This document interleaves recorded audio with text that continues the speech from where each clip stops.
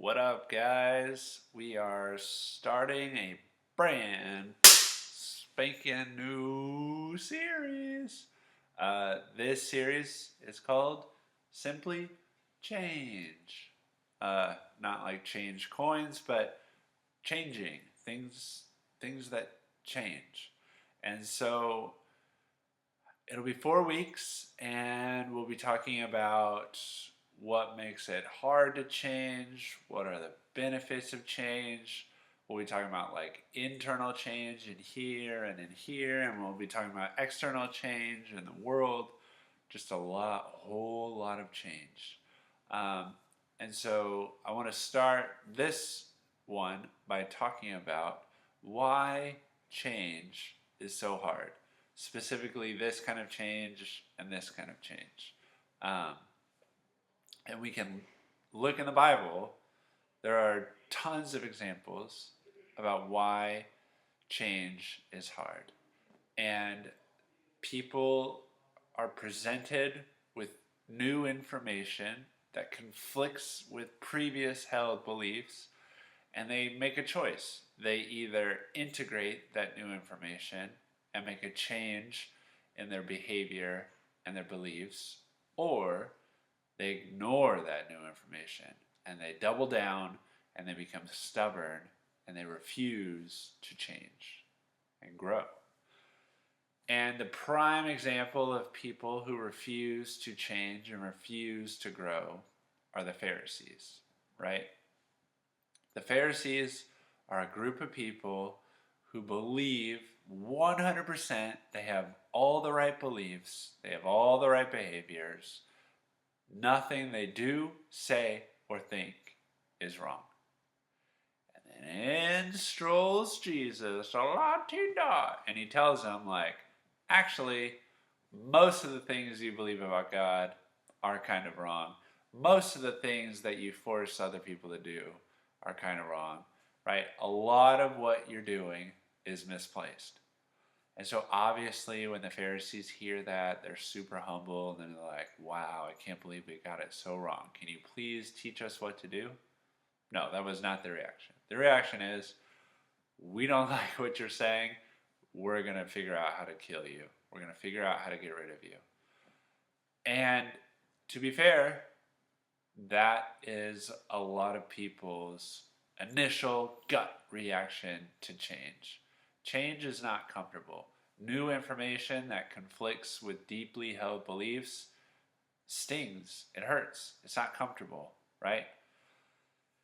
When you look at what's going on in the world with race relations, with Black Lives Matter, you see this group of people who have this like visceral response that is opposed to change. Where is that coming from? It's because someone presenting them new ideas, new information, makes them question deeply held beliefs, which is it's an extremely uncomfortable feeling. So what they do instead is they double down. They say, how dare you question what I believe, what I think? How dare you? So I'm going to come back at you stronger because you aren't allowed to make me think different thoughts. Now again, this is not the best reaction. What the Pharisees did obviously wasn't good. But there's a certain element where it's hard to blame them because there's literal physical brain chemistry happening where a lot of our lives, like when we did a previous video when we talked about rhythm and routine and structure, our brain would much rather run on autopilot, to just go about our day the way we always go about it, to think the things we always think, to say the things we always say. That's what our brain loves to do. And part of that is because it requires less energy. We save energy by just going through routines instead of being fully conscious, making each individual choice every moment of the day, right? That would drain us of so much energy. So when someone comes along and tells us something new, presents us new ideas or information that conflict with those established routines and patterns, it takes a lot of energy to integrate those ideas into our behaviors, our patterns of thought, right?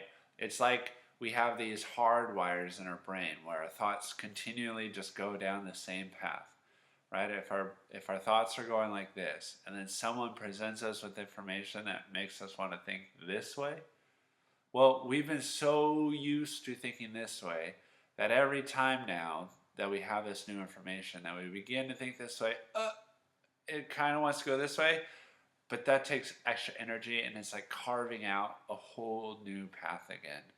That's hard work. That's hard work. So it's no wonder that people would rather just push those new thoughts, those new ideas, those things that conflict with our ways of thinking, to push them aside, to get rid of them, because it's hard and it's uncomfortable. So I'm not saying it's good to do that, but it is easily understandable why people do that. So then what should we do? When we're looking at the world, when the whole world is changing around us because of the pandemic, when the country is changing around us because of what is happening with Black Lives Matter, with equality and racial relations, right? What should we do if we're presented with things that don't necessarily line up with how we think? Well, if you have that initial, I don't like that, okay, identify that, but then sit with it, right? What don't you like about it? Do you just not like it because it makes you uncomfortable? Because you've never thought about it from that angle before? So sit with that initial feeling and then let it pass. And then, like we talked about, it's going to take your brain a while to process that new information, that change that might be happening.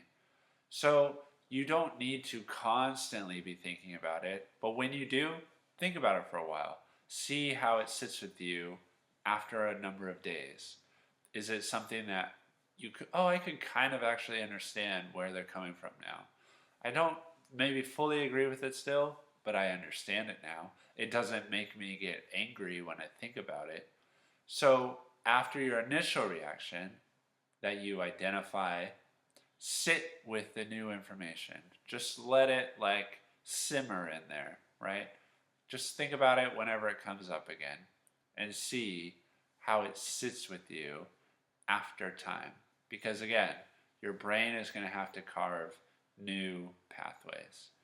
And then decide, does this information make me want to change my beliefs, my thoughts, and my behaviors? Right? After you've had time with it for a while, after you no longer have that initial emotional response to maybe someone calling you out, maybe someone saying, it's not right to actually think that way. You have that emotion, and then you sit with it, and then you decide, maybe I should change. And then that's where the work comes in, is to change your thinking and your behavior. You've identified what's wrong or what needs to change, and then you can do it. And then overarching all of this, like I said, all of this takes a lot of energy. Like literal energy where you get calories from your food. It takes energy. So also give yourself the space to rest, right?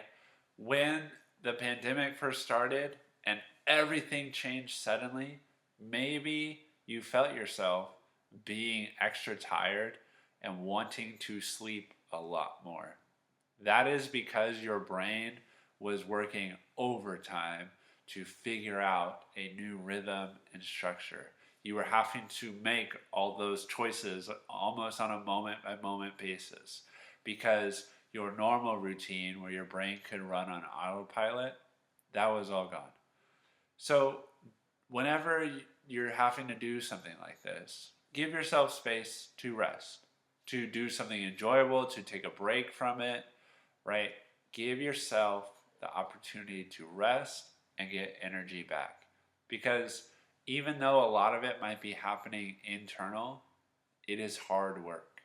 It is hard work to change, right? It is difficult. So that's week one. What do we do when we're presented with new information that conflicts with deeply held beliefs?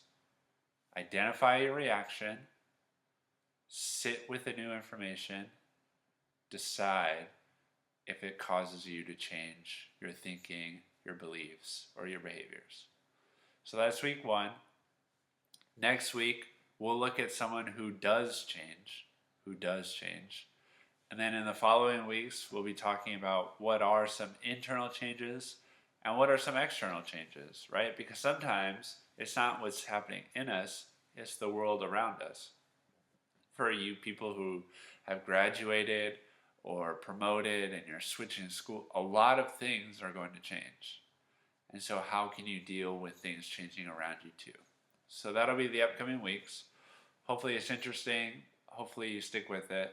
But until then, I'll talk to you